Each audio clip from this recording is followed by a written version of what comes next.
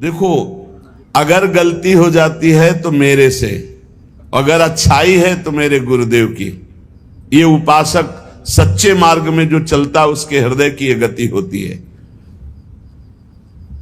गुण तुम्हार समुझे निज दोषा, अगर गलती हो गई तो मेरा अपराध है, अगर अच्छाई बन गई तो मेरे गुरुदेव भगवान, मेरे इष्ट देव की कृपा।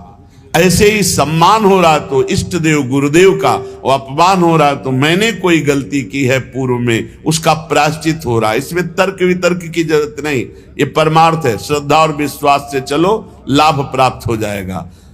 मान और अपमान में हम बराबर अपने हृदय को समान रख पावे, हमारे हृदय का आनंद, हृदय का भगवत चिंतन न छूटने पावे, न मान में न अपमान में। तुल्यौ मानावमानौ कुरु भज सतताम, स्तोत्र दुर्वाच्य कोट्यौ। यदि कोई हमें दुर्वचन बोलता है, सच्ची मानिए, सम्मान से हृदय में एक भय प्रकट हो जाता है। जब कोई स्तुति करता है, बड़ाई करता है, तो हम कमजोर हो जाते हैं। हमें डर लगने लगता है कहीं निंदा ना हो जाए, कहीं कोई हमारा अपमान न कर दे, कहीं कोई हमारे प्रति गलत ना बोल दे। बिल्कुल नहीं। ये सम्मान भोक्ता के होने के कारण आपको भय लगा है, नहीं तो आप निडर हो जाएंगे। कोई गाली दे रहा है, ये उसकी रुचि है। गाली बोल रहा है, उसका स्वभाव है, उसकी रुचि है, उसकी मति है। वो निंदा कर रहा है, ये उसका स्वभाव, उसकी रुचि है। हमें अपने प्रभु में मगन रहना चाहिए। दुर्वाच्य कोट्यो, करोड़ों गालियां दे है, फिर भी हमारे हृदय में उसके प्रति द्वेष भाव ना हो, द्रोह भाव ना हो। और स्तोत्र खूब आपकी स्तुति करे, लेकिन आपका प्रिय भाव नहीं होना चाहिए। स्तुति करने वाले पर प्रिय भाव और निंदा करने वाले पर अप्रिय भाव, ये संसारी पुरुष में होते हैं, भक्तों में नहीं होते। भक्तों में क्या भाव होता है? निंदा करने वाले में प्रिय भाव और स्तुति करने वालों में उदास भाव, उदासीन भाव। न प्रियता और न कठोरता, उदासीन भाव। लेकिन निंदा करने वाले में प्रिय भाव। जो निंदा करने वाला है उससे ऐसे जैसे कोई स्तुति करे तब कैसा हम व्यवहार करेंगे, वैसा निंदा करने वाले के प्रति व्यवहार। यही साधु उमा संत कही, यही बड़ाई, वो मंद करत और ये करत भलाई। जब वो बुरा बोले और हम उसका मंगल प्रिय भाव रखे, तब हमारी साधुता सुरक्षित, तब हमारी भक्ति सुरक्षित।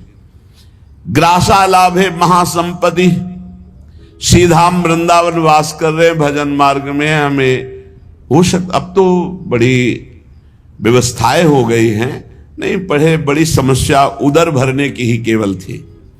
मथुरा और दूर दूर जाकर के टुकड़े मांग करके रसिक महापुरुषों ने उदर पोषण किया है। बहुत ही कष्टप्रद जीवन, वैराग्य का जीवन बहुत कष्टप्रद।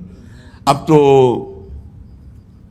हर सुविधाएं भगवान दिए, फिर भी अगर भजन न हो, भगवत प्राप्ति की प्रबल इच्छा ना हो, तो फिर जीवन ही बेकार है। बहुत कष्टप्रद जीवन व्यतीत करे महापुरुष जो पीछे हो गए।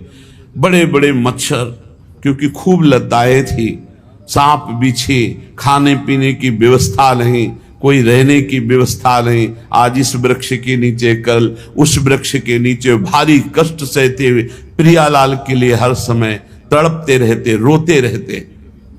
तो आज तो हमें भगवान ने बहुत सुविधा दे दी, ना भूख का चिंतन करने की, ना वास की चिंतन की, ना वस्त्र के चिंतन की, ना औषधि के चिंतन, सब व्यवस्था प्रभु की। अब अगर भजन ना हुआ, भगवत चिंतन ना हुआ, तो फिर धिक्कार है जीवन को। प्रभु ने सब जो चिंतन करने के अवसर थे, सब वो बंद कर दिए। आपको अपने वस्त्र का चिंतन करने की जरूरत नहीं कि कैसे तन ढकें, आपको पेट भरने का कैसे पेट भरें, आप कहाँ वास करें, इसका भी, आपकी औषधि कैसे, इसका भी कोई चिंतन करने की गुंजाइश नहीं। अब तो अनन्य चिंतयन्तो माम, अब अनन्य चिंतन करो, क्योंकि वो योगक्षेम का वाहन स्वयं कर रहे। तो कह रहे ग्रासा लाभ है, यदि एक कौरा अन्न मिल जाए 24 घंटे में, तो उतने में ही प्राण पोषण हो जाएगा। और रात दिन भजन करो।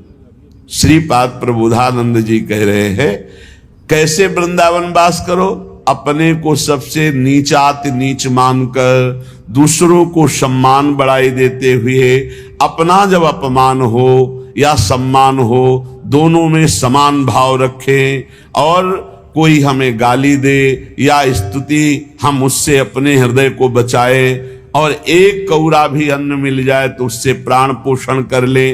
और द्वित सुहृद तुल्य भावः, बहुत बढ़िया बात है, परिवार की ममता छोड़ दे। देखो हमारी प्रार्थना है, यदि आप मोबाइल अत्यंत आवश्यक है तो कसम खा करके लीजिए कि गंदी बातें नहीं देखेंगे, प्रपंच नहीं देखेंगे। नहीं, बहुत हम कह रहे सुबह से शाम तक मोबाइल इतना है, आराम से समय कट जाएगा बिना भजन के, बिना चिंतन के। देखते रहो, इतनी रीलें, इतने सब प्रपंच भरे, और प्रायः चूक हो रही है। दिव्य समय को व्यर्थ किया जा रहा है इन बातों से। बैठे बैठे जो बस मोबाइल में लगे हैं, मोबाइल में ऐसे अंगुली ऐसे करते रहते हैं, वो गया फिर दूसरा फिर तीसरा, क्या मिलेगा आपको? आपका समय नष्ट हो रहा है। अच्छा, घर परिवार से जब वैरागी हो गए हो तो बात क्यों करते हो? क्या जरूरत है? अरे भगवान को समर्पित कर दिया, वो देखें। या तो वैरागी न बनो, जाओ कपड़ा लत्ता पहनकर घर में मेहनत करो, माता पिता की सेवा करो, परिवार का सेवन भगवत भाव से करके, भजन करके, भक्ति के द्वारा भगवान को प्राप्त करो। दो मार्ग हैं, कि निवृत्ति और एक प्रवृत्ति। अब मार्ग तो रखे और निवृत्ति का कार्य कर रहे सब प्रवृत्ति के, तो कैसे बात बनेगी? अपने मार्ग में चलो। अगर घर से प्रवृत्ति मार्ग से निकल पड़े हो, निवृत्ति मार्ग में आ गए हो घर की स्वीकृति लेकर के, तो फिर अब चाहे मर जाए कोई, अब दोबारा उसकी स्मृति नहीं और वहां जाना नहीं। ये नियम लो, परमार्थ के नियम हैं। रात दिन अगर परिवार से बात, रिश्ते नातेदारों से बात करोगे मोबाइल रख करके, तो और किसी की हानि नहीं कर रहे, आप अपनी हानि कर रहे हैं। निवृत्ति परक जो आपका जीवन है। और बहुत सावधान, हमें लगता है कि अगर सुनने के लिए तो और यंत्र ले लो, सत्संग भर लो। एक चिप में 300 घंटे के सत्संग हैं, 300 घंटा सत्संग। हमें लगता है कि अगर एक एक सत्संग 1 घंटा का रोज सुनो तो 365 दिन साल में होते, तो 1 साल 1 चिप चलेगी। सुनने वाला रख लो। और अगर आपका बहुत ऐसा है कि आप कोई अलग रहते हैं और आपको सिलेंडर इन सब की जरूरत है, तो एक वो 2000 वाला मोबाइल रख लो। ये टच वाला क्यों रखते हो? इसी में सारे जहर हैं। छोटे वाले में तो हमें लगता कुछ दिखाई नहीं देता, उसमें चित्र तो आते नहीं। ऐसा करना चाहिए साधक को। ये जिनकी बहुत बड़ी बड़ी सेवाएं हैं वो बात अलग है। नहीं, हमारी प्रार्थना है बाहरी भी साधकों से, अपने यहाँ तो जिनको सेवा उन्हीं के पास मोबाइल है, अन्यथा नहीं है। बाहरी साधकों, ये मोबाइल बहुत जहर है। भगवत प्राप्ति के बाधा के लिए कलयुग ने बड़ी भारी रचना रच दी है, और अगर नियम संयम से प्रयोग करो तो बड़ा सहयोगी है। सत्संग सुन लो आप इससे, मोबाइल से। कोई विपत्ति वाली बात है तो आप सूचना दे सकते हो। बहुत तरह से बचाव पक्ष इसमें है, लेकिन फसाव पक्ष बहुत ज्यादा है।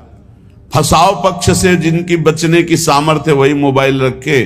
साधक तो बिल्कुल जहर समझे, मार देगा भैया, बिल्कुल मार देगा, बिल्कुल मार देगा। हर समय हम देखते हैं, चाहे छोटा बच्चा हो चाहे बड़ा हो, एकांत बैठे चल भी रहे हैं तो कान में बटन से लगे रहते हैं, और बात करते घूम रहे जैसे ना बात करते, और समय बर्बाद कर रहा है, और खोदे चला जा रहा है संसार की बातें। और क्या, राधे राधे मेन बात कर लो, काट के रख दो, भजन आओ कान में लगाए बस, और समय बर्बाद मत करो। यहां कह रहे हैं कि द्वित सुहृद तुल्य भावः। अगर तुमसे कोई शत्रुता का भाव करता है तो तुम भगवत भाव करो, और अगर कोई प्रीता का भाव करता है तो भगवत भाव करके राग रहित रहने के लिए उससे ज्यादा प्रियता मत करो। ये भगवत मार्ग है। घर परिवार वालों से तो प्रभु यदि निवृत्ति मार्ग में हो तो भूल जाओ कि तुम कहां पैदा हुए थे। इसलिए उपासक बहुत सावधान, हमारी बात मान लेना। यदि निवृत्ति मार्ग में चले हो तो परिवार से संबंध छोड़ दो, पैसे का बल छोड़ दो, किसी से दोस्ती मत करो, शत्रुता तो किसी से भूल के मत करो, तो एकमात्र भगवान का भरोसा, सब व्यवस्था हो जाएगी। सब व्यवस्था, मान लीजिए सब व्यवस्था हो जाएगी। विश्वास कीजिए, हमारी बात पर विश्वास कर लीजिए, किसी का सहयोग। और विरक्त होकर घर से लेके खाना है तो जहर खाना है। जहर का मतलब समझते हो? जैसे जहर खाते हो हमें मार देता है, ऐसे ही हमारे वैराग्य को मार देगा। पूज्य श्री रघुनाथ दास गोस्वामी जी को उनके पिता बहुत बड़े आदमी थे, मजूमदार, खूब धन वैभव। जब देखा कि बेटा जगन्नाथपुरी में वैराग्य, तो यहां से हलवाई, सामग्री, रुपया, पैसा सब भेजा। 2-4 दिन श्री पूज्य रघुनाथ दास गोस्वामी जी ने महाप्रभु चैतन्य देव को भोग पाया। फिर विचार किया, जब मैं वैराग्य के मार्ग में हूं तो पिता के द्वारा दी हुई वस्तु और संपत्ति का भोग नहीं। जाकर जगन्नाथ जी के द्वार पर सिंहपौर पर खड़े हो जाते, जो भिक्षुकों को प्रसाद बंटता वो प्रसाद लेकर बस एकांत भजन करते। कुछ दिन बाद वो भी छोड़ दिया था, एक क्षेत्र से ले आते। कुछ दिन बाद वो भी छोड़ दिया। जो प्रसाद गायों को डाल दिया जाता, गायें छक जाती, ना पाती, वो रात्रि में बीन के लाते और धोकर उससे उदर पोषण करके खूब भजन में रहते। हमें महापुरुषों के चरित्रों से पता चलता है कि विरक्त को अपने परिवार के दिए हुए धन के द्वारा अपना भरण पोषण नहीं करना चाहिए। बैरागी को भगवद आश्रित रहना चाहिए। अब दूसरा पक्ष, ये श्रीधाम वृंदावन है। अब समय वो रह नहीं गया कि आपको, अगर हम सब भिक्षा मांगने निकले तो 400-500 जिस गांव में जाएंगे दरवाजे बंद हो जाएंगे कि भैया रोज कौन 500 रोटी दे। अच्छा, कितनी व्यवस्था कोई करे, तो भगवान ने व्यवस्था कर दी है। अब जिनके पूरे परिवार विरक्त हैं, पत्नी, पुत्र, बेटा, बेटी सब, अब वो अपने संपत्ति को लेकर वृंदावन आए, अपना मकान खरीदे, अपना खा पी रहे, भजन कर रहे, बढ़िया है। वो भी एक पद्धति, क्योंकि वो धामवासी है, पूरा का पूरा गृहस्थी से पूरा का पूरा परिवार भजन मार्ग में, तो उनके लिए फिर ये विधान है कि वो अपने द्वारा जो कमाई हुई संपत्ति है उसी से अपने परिवार का पोषण करते हुए और भजन में तन्मय है। लेकिन जो नौजवान हैं, गृहस्थी में प्रवेश नहीं हुए और घर छोड़कर श्रीधाम वृंदावन या भगवत मार्ग स्वीकार, भूल कर भी परिवार का पैसा न स्वीकार करे। समझ रहे हो? हमने दो भाव यहां प्रकट किए। जो एक गृहस्थी पूरा का पूरा परिवार विरक्त होकर रह रहा है, वो अपनी कमाई के द्वारा मकान खरीदा, वास की व्यवस्था, भोजन की व्यवस्था, पूरा परिवार भजन में लगा है। प्रणाम है, अच्छा है, चलो। धाम के कारण, धाम के कारण। और जो गृहस्थी में नहीं गए और विरक्त होकर, उनको परिवार का दाना नहीं खाना चाहिए। मांगो, भगवद आश्रित रहो आकाश वृत्ति से, या जैसे तुम्हारा जीवन केवल भगवद आश्रित रहो। अपने सुहृद जनों के द्वारा दी हुई सुविधाएं स्वीकार करने से भगवद आश्रय में बाधा पड़ जाती है। विरक्त होकर के द्विज सुहृद तुल्य भाव, शत्रु में मित्र में समान भाव, परिवार वालों से दूरी बना करके, दोनों भाव बता दिए, उसमें प्रश्न करने की जरूरत नहीं कि आप हमसे फिर कहने लगे कि अब हम तो आपकी उस आज्ञा का पालन कर रहे हैं कि अब तो परिवार का नहीं, आपका पूरा परिवार विरक्त है, तो जो माता पिता ने संपत्ति कमाई उससे जो भरण पोषण उससे कीजिए और बिल्कुल एकांत सेवन करते हुए भजन कीजिए। लेकिन जिन्होंने ब्याह नहीं किया, गृहस्थी में नहीं गए, विरक्त भाव में आए, उनके लिए बिल्कुल सख्त शासन। एक पैसे कभी परिवार से नहीं, कभी नहीं, कोई संबंध परिवार से नहीं, तो आपके परिवार का भी कल्याण हो जाएगा, क्योंकि आप निवृत्ति मार्ग के पथिक हैं।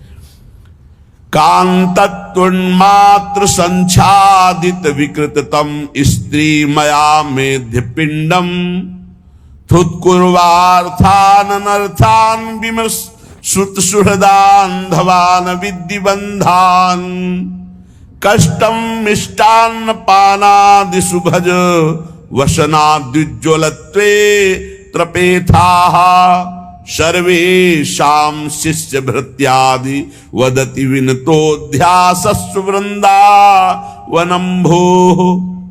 यदि आपको वृंदावन वास मिल गया है तो अब जो है काम आदि भोगों पर शासन वृत्ति राखिए। वनवास कर रहे हो, सावधान हो जाओ। श्रीपाद करे कांतत्वं मात्र संच्छादित विकृततम स्त्री मया मेद्य पिंडम। ये जो स्त्री पुरुष शरीर है ये मांस आदि से बने हुए हैं, इसमें कोई सुख कहीं नहीं है। ये केवल भ्रमात्मक कामादि दोष उत्पन्न होने के कारण परस्पर आकर्षण और ऐसा लगता है ये सुख है। श्रीपाद कह रहे हैं इस अपवित्र देह से घृणा कर ले अपने, कहीं सुख नहीं। कैसा भगवान का विचित्र खेल बना हुआ है कि परस्पर आकर्षण और आकर्षण कहां स्थानों में है वो सब देख रहे हो। श्रीपाद कह रहे यदि वृंदावन वास मिला है तो थोड़ा विचार करके इस कामादि दोष से रहित होगे, तभी तो प्रेम प्रकाशित होगा। जहां काम होता है वहां प्रेम नहीं, जहां प्रेम होता है वहां काम नहीं। अर्था अनर्थान, रुपया पैसा के लिए व्याकुल हो जाना, व्यवस्था में चित्तवृत्ति जोड़ देना, प्रिया प्रीतम से चिंतन हटा देना है बहुत बड़ा अनर्थान। ये नाश का कारण बनता है। सहज स्वभाव में हमारी चिंतन वृत्ति भगवदाकार रहे प्रिया प्रीतम में, और जैसे वो रखे, महलों में राखो चाहे झोपड़ी में बाल। हमको प्रयास नहीं करना, व्यापार नहीं करना विरक्त होकर के। गृहस्थ होकर के यदि वृंदावन वास कर रहे तो व्यापार के लिए नहीं, भजन के लिए। वृंदावन वास भजन के लिए है। तो अब आप मान लो ऐसे धनी नहीं हो तो आप कुछ थोड़ा जो रिक्शा चला ले या जो भी ऐसे कार्य करके अपने परिवार का भरण पोषण करते हो, खूब भजन करते हैं, हम प्रणाम करते हैं। लेकिन यदि आपके पास खाने पीने की व्यवस्था है, आप विरक्त हैं, फिर आप व्यापार करते हैं तो अनर्थान, परिणाम में वो अनर्थ ही पैदा करेगा। देख लेना, जो संत शास्त्र गुरुजन कहते हैं वो परिणाम को बोलते हैं, परिणाम को। परिणाम ही हमारे जीवन का परम लक्ष्य है। तो परिणाम क्या होना चाहिए? प्रिया प्रीतम की प्रीति, प्रिया प्रीतम के लिए तड़पना, प्रिया प्रीतम की प्राप्ति के लिए रोना। लेकिन हमारी वृत्ति यदि अर्थ में, तो अर्थ में सबसे बड़ा दोष ये है कि वो संख्या पे वृत्ति चली जाती है। अब 10 लाख हो गए, अब 10.5 लाख हो गए, अब 11 लाख हो, ऐसे चिंतन करते करते वो मर जाता है और संख्या बढ़ाता रहता है मरते समय तक। ये संख्या बढ़ाने की बहुत बड़ी दोष वृत्ति, अनर्थ वृत्ति इस अर्थ में है। वो चित्त को लुभायमान कर लेता है, और इतना लुभायमान कर लेता है कि गोस्वामी जी ने ऐसा ही मांगा, लोभी जिम प्रिय दाम तिम रघुनाथ निरंतर प्रिय लागो मोहि नाम। 2 बातों में, जैसे कामी ही नारी प्यारी जिम, जैसे लोभी जिम प्रिय दाम। यहां कह रहे कांतत्वं मात्र संच्छादित विकृततम स्त्री बयामेद्य पिंडम। तुम्हारे शरीर या अन्य शरीर की तरफ जो आकर्षण कुछ नहीं है, चमड़ी चिकनी और गंदगी भरी हुई है। काहे को व्यर्थ में अपने जीवन को वृंदावन में अपवित्र करते हो, नष्ट कर रहे हो। दूसरा धन, धन के लिए प्रयास। गृहस्थी में हो तो उचित प्रयास कर लो, अगर विरक्त हो तो जितना है उससे काम चला लो। मरना है, प्रिया प्रीतम के पास जाना है, और भगवान सबका भरण पोषण करते हैं। विश्वास करो, वृंदावन जब आए थे तो ना एक व्यक्ति का परिचय था, ना एक वस्तु पास थी, परम विरक्त संन्यास वेश। जब श्री जी ने स्वीकार किया और व्यवस्था की जरूरत हुई, देखो आप सब बैठे हो, कभी किसी से गुरु कृपा से मांगने वाली बात ही नहीं, अपने आप वो सब व्यवस्था करती। तो भगवत व्यवस्था में अपना कोई अहम नहीं रहता। जैसे कभी एको बार इस स्मृति में नहीं आया होगा कि मेरी राधा के लिए कुछ, कभी नहीं। नहीं, श्री जी का विधान चल रहा है, मेरा तो कहीं कुछ नहीं है। अब जब शरीर छूटेगा तो ये थोड़ी ध्यान आएगा कि इसकी कौन देख रेख करे, क्योंकि हमने देख रेख किया ही नहीं, हमने बनाया ही नहीं, हमारा है ही नहीं। राधा राधा राधा, हमारी तो श्री जी हैं और श्री जी का चिंतन हो रहा है। अब श्री जी जो व्यवस्था के, उनकी व्यवस्था है, उन्हीं की व्यवस्था, उन्हीं को समर्पित। ये धन की जो बढ़ोतरी करने की भावना विरक्त होकर होती है, ये अनर्थ पैदा कर देगी आखिरी में। अरे अब तो गुजारा करो, केवल जिस पर तुम्हारा ममत्व होगा वही आखिरी चिंतन होगा। ममत्व का विषय श्री जी हो। देखो, जब कोई आवश्यकता होती है उसकी व्यवस्था श्री जी से होती है ना, बड़ा हृदय में शीतलता रहती है। देखो कितना स्वामी जी देख रहे कि अगर आवश्यकता है, हमने देख रहे, एक एक बात को देख रहे। बिछाने वाले की आवश्यकता है कालीन की, तो 2 ही 4 दिन में कोई आ जाएगा, वो अपने आप कालीन आकर के कटवा करके रख जाएगा, बिना कहे बिना मांगे।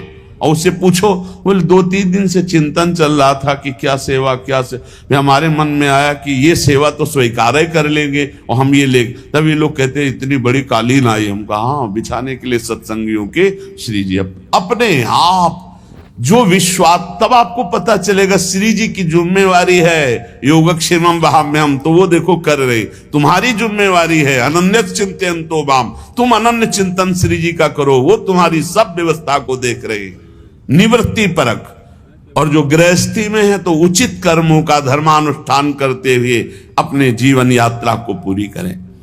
जो अर्थ है वो अनर्थ का स्वरूप है, अनर्थ का स्वरूप। यदि वो भगवद आश्रित होकर जिए, अर्थ के आश्रित नहीं, अर्थ आश्रित हो गए तो अनर्थ पैदा कर देगा। अब ये बातें केवल जीवन में उतार ले तो भगवत प्राप्ति बिल्कुल नजदीक है। सुत सुहृदान धवान विद्धि बंधान, ये स्त्री पुत्र आदि का राग अंधा कर देता है, अज्ञान अंधकार में बांध देता है। बहुत विचित्र है, भगवान कृपा करे। इसीलिए कहा है गृह कारज नाना जंजाला, तेति दुर्गम शैल विशाला, ये शरावत अति कठिनाई, राम कृपा बिनु आए न जाई। बिना भगवान की कृपा के न संत समागम मिलता है, न भजन मिलता है। ऐसे लोग फंसे हुए हैं, बस वही लड़का बच्चा परिवार, उनको यही लगता है बस यही जीवन है, यही सब कुछ है। पहली बार मानो सृष्टि में जन्मे, उनको ऐसा लग रहा है। हाँ, जरा सा शरीर में कुछ हो जाए हाहाकार मच गया। लड़का के कुछ हो जाए तो लड़का भी परेशान, पिता भी परेशान, पूरा परिवार परेशान। अरे थोड़ा धैर्य पूर्वक सोचो, तुम जन्मे किस देश में हो? इसका नाम है मृत्यु देश, मृत्यु लोक। कोई न कोई कारण बनेगा, कोई न कोई मरेगा, कोई न कोई जाएगा, कोई न कोई आएगा। ये आना जाना इस देश में लगा हुआ है। इसलिए भाई, यहां कमाने आए हो, कमा लो। कौन सा धन? अविनाशी धन, भगवत नाम, भगवत रूप, भगवत लीला, भगवत धाम। कह रहे हैं कि जो स्त्री पुत्र सुहृद आदि में आसक्त चित्त हैं, अंधे हो जाते हैं। इनको मृत्यु का भय नहीं रह जाता। इनको ये नहीं दिखाई दे रहा मैं किस लिए आया था और क्या कर रहा हूं। हम ये नहीं कह रहे कि सब विरक्त हो जाओ, हिम्मत ही नहीं विरक्त होने की। तो कम से कम उनमें भगवत भाव करके नाम जप करते हुए धर्म पूर्वक रहो तो तुम्हें वही कृपा प्राप्त हो जाएगी। पर नहीं, जो धर्म पूर्वक चलता है वहां सुख होता है, अधर्म में सुख नहीं है। इसलिए कह रहे सुत सुहृद बांधवान विद्धि बंधान, ये बड़ा बंधन है अज्ञान अंधकार का। इसी बंधन से मुक्त होने के लिए तुम्हें मनुष्य शरीर मिला है। कुछ लोग कहते हैं, बड़े प्रश्न करता है, हमें लगता है कि भगवान आकर के सबको समझावें तो भी प्रश्न खत्म नहीं होंगे। प्रश्न करते हैं कि आप कहते हो अन्य योनियों से कोई कर्म होते नहीं, मनुष्य योनि बड़ी दुर्लभ है, तो फिर ये भोगना कौन से कर्म का पड़ता है? आप कहते हो पीछे के कर्मों का भोग रहे हो। बड़ी बुद्धि लगाते हैं निगेटिव में, पॉजिटिव में नहीं लगाते। भैया कोई पहली बार मनुष्य बने हो? लाखों करोड़ों असंख्यों बार मनुष्य बन चुके हो। भगवान ने आपको हर बार चांस दिया है, लेकिन आप हर बार वही चूक करते हो जो इस बार भी कर रहे हो। इस बार तो होश में हो जाओ। एक एक कर्म का बहुत बड़ा बड़ा दंड मिलता है। यही देख लीजिए, 10 मिनट कुकर्म हुआ और उसका फल आजीवन कारावास, 1 लाख रुपया जुर्माना। अब विचार करो, एक कर्म, ऐसे तुमसे लाखों अरबों पाप अपराध हुए, तो अन्य योनियों में भटकते भटकते देखकर फिर हरि कृपा करते, फिर मनुष्य जन्म देते, पर फिर वही चूक कर देता है, फंस जाता है अपने परिवार के राग में, वो पापाचरण करने लगता है। श्रीपाद कह रहे हैं, कष्टम मिष्टान्न पानादिषु भज वसनाद्युज्ज्वलत्वे त्रपेथाः। यदि तुम्हें अच्छे अच्छे पदार्थ वृंदावन में खाने को मिले तो कष्ट मान करके उनको छोड़ दो, क्योंकि ये भजन नहीं होने देंगे, अच्छे पदार्थ नहीं होने देंगे, डंडा चलवाएंगे, एक दूसरे की खोपड़ी फुरवाएंगे। जब तुम्हारा अर्थ पे बुद्धि रहेगी, स्वादिष्ट अन्न पे बुद्धि रहेगी, हम आपको सच्ची कहते हैं, जो अर्थ पे बुद्धि रखते हैं विरक्त होकर, वो घर पैसे भेजते हैं, क्योंकि पैसा जब एकत्रित होगा, सुख सामग्री एकत्रित होगी, तो वो घर ले जाने, क्योंकि वही राग है, प्रभु से तो अनुराग है नहीं।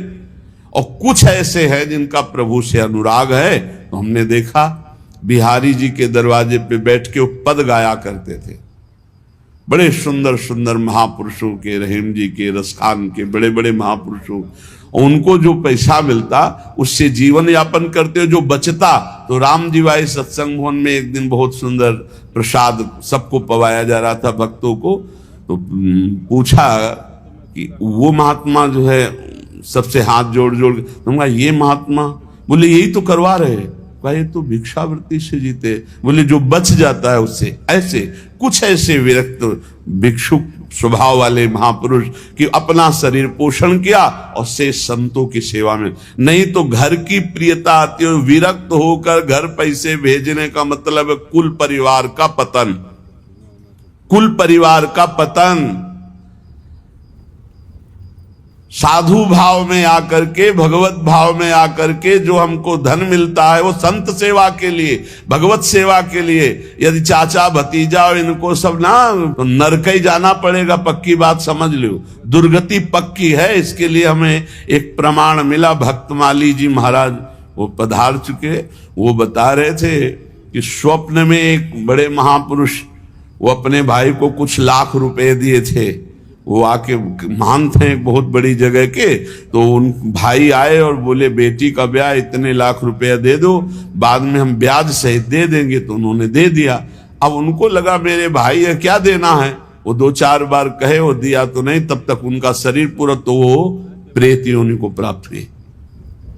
अब और भी जो लीला हुई हो, फिर उन्होंने स्वप्न में आकर भक्तमाली जी से कहा कि हमारा ऐसा ऐसा ऐसा, आप वो पैसा निकलवा कर भाई से और संत भंडारा कर दो तो हमारी मुक्ति हो जाए।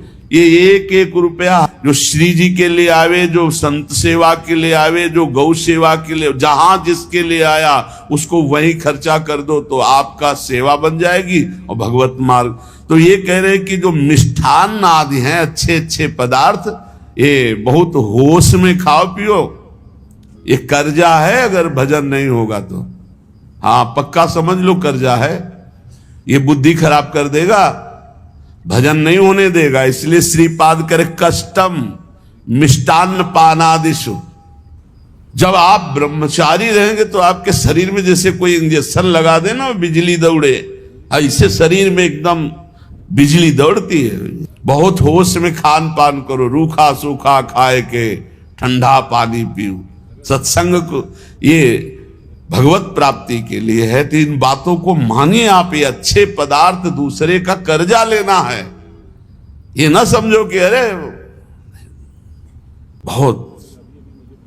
पंडित रामकृष्ण बाबा जी जब राधा रमण जी दर्शन करने गए, उनके चरित्र में आता है, 2 ना भर के बोल, उनका जय जय, हमें तुलसी दल और चरणामृत दीजिए, ये और किसी को दीजिए, हमें तुलसी दल दीजिए जो चरणों में चढ़ी, और चरणामृत दीजिए। पंडित रामकृष्ण बाबा, नहीं जय जय। मिष्ठान आदि खाने में कष्ट मानिए। तो आप प्रियालाल को देख ले, निकले थे भंडारा देख लीजिए, बहुत समझ के चलने का। हाँ, देखो कुछ बातें ऐसी जो समझ में आनी चाहिए।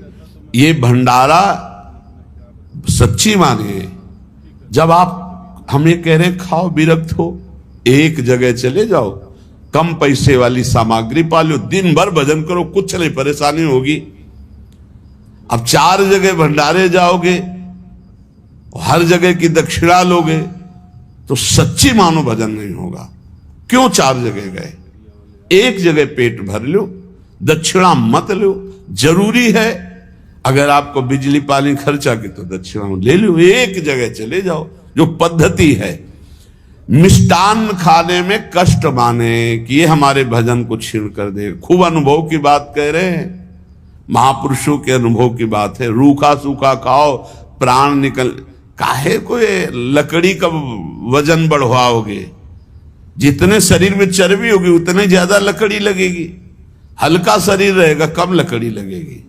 आखिरकार जलाना ही है, इसको जलना ही है। और पावर तो ब्रह्मचर्य है।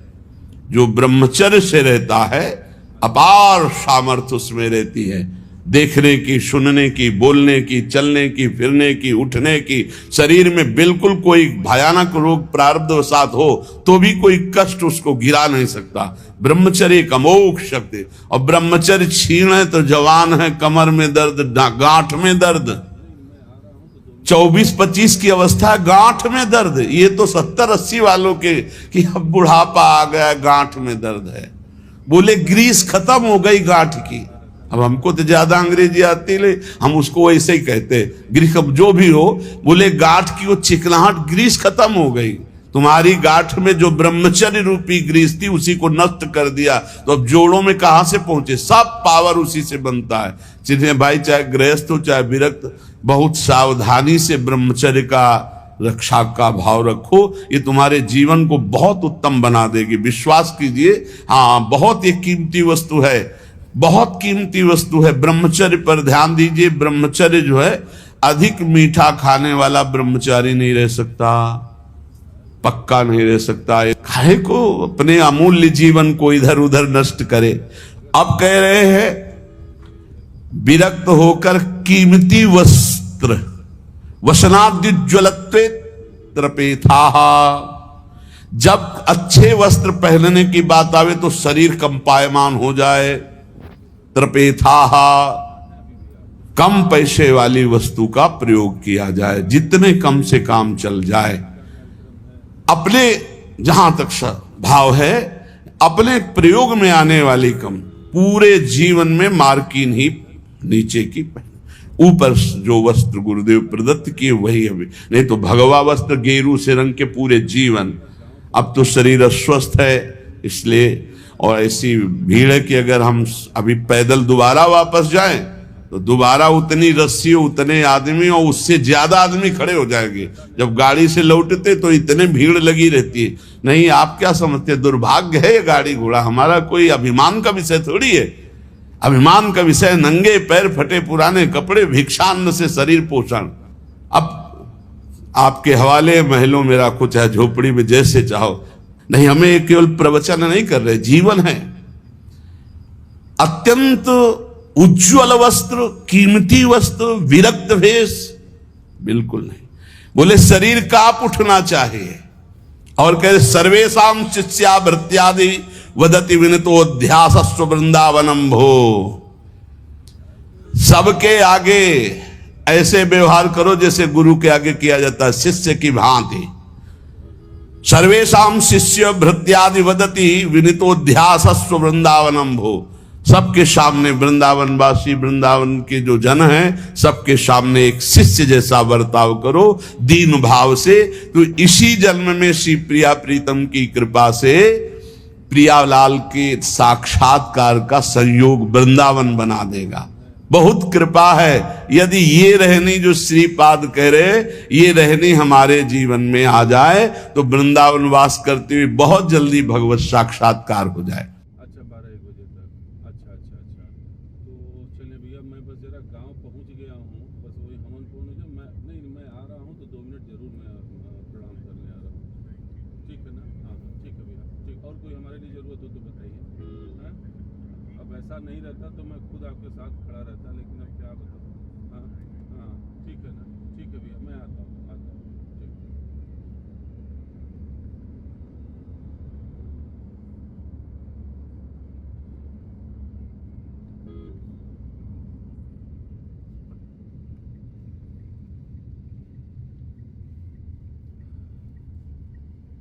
मेरिया वाले आके अपना सब चूना उना सब कुछ छिड़क दिले।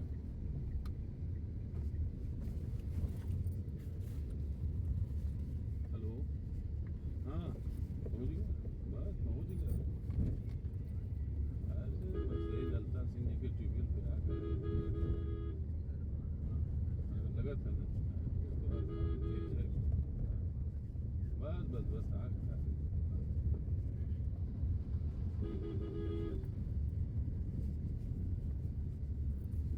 हमने अभी अभी मुझे पता चला, मैंने कहा बताइए कहाँ हैं अभी भी आप। अच्छा आ गए हैं, अच्छा अच्छा, तो क्या कार्यक्रम है। अच्छा तो बनारस हैं क्या बजे तक।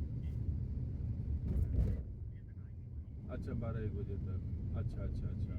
तो चलिए भैया, मैं बस ज़रा गांव पहुंच गया हूँ, बस वही हमन फोन हो जाए, मैं नहीं मैं आ रहा हूँ तो 2 मिनट ज़रूर मैं प्रणाम करने आ रहा हूँ। ठीक है ना, हाँ हाँ ठीक है भैया, ठीक। और कोई हमारे लिए ज़रूरत हो तो बताइए। हाँ, अब ऐसा नहीं रहता तो मैं खुद आपके साथ खड़ा रहता, लेकिन अब क्या बताऊँ। हाँ हाँ, ठीक है ना, ठीक है भैया, मैं आता हूँ ठीक।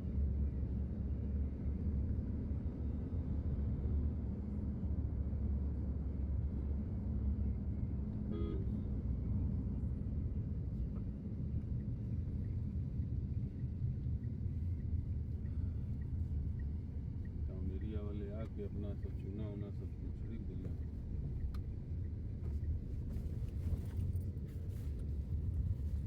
हेलो, हाँ पहुँच गया, बस पहुँच गया। अरे बस यही ललता सिंह जी के ट्यूबवेल पे आ गए। हाँ, लगा था ना, अरे थोड़ा काम तेज है। बस बस बस आ गया।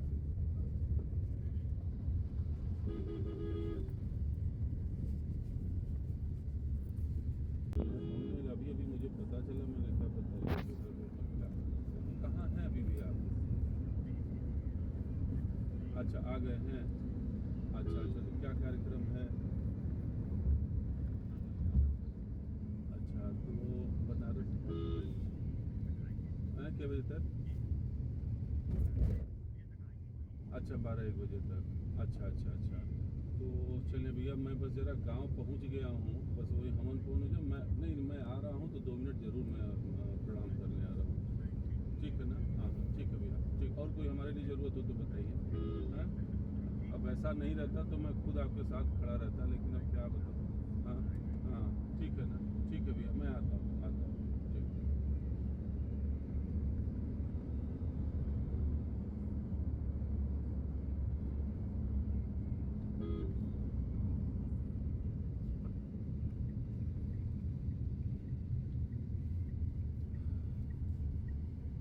मेरिया वाले आके अपना सब चूना उना सब कुछ छिड़क दिले।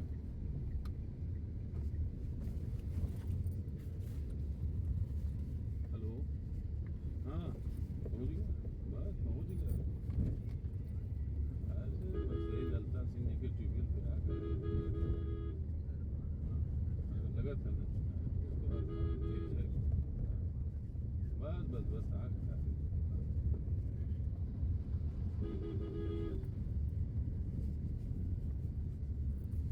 हमने अभी अभी मुझे पता चला, मैंने कहा बताइए कहाँ हैं अभी भी आप। अच्छा आ गए हैं, अच्छा अच्छा, तो क्या कार्यक्रम है। अच्छा तो बनारस हैं क्या बजे तक। अच्छा 12-1 बजे तक, अच्छा अच्छा अच्छा। तो चलिए भैया, मैं बस ज़रा गांव पहुंच गया हूँ, बस वही हमन फोन हो जाए, मैं नहीं मैं आ रहा हूँ तो 2 मिनट ज़रूर मैं प्रणाम करने आ रहा हूँ। ठीक है ना, हाँ हाँ ठीक है भैया, ठीक। और कोई हमारे लिए ज़रूरत हो तो बताइए। हाँ, अब ऐसा नहीं रहता तो मैं खुद आपके साथ खड़ा रहता, लेकिन अब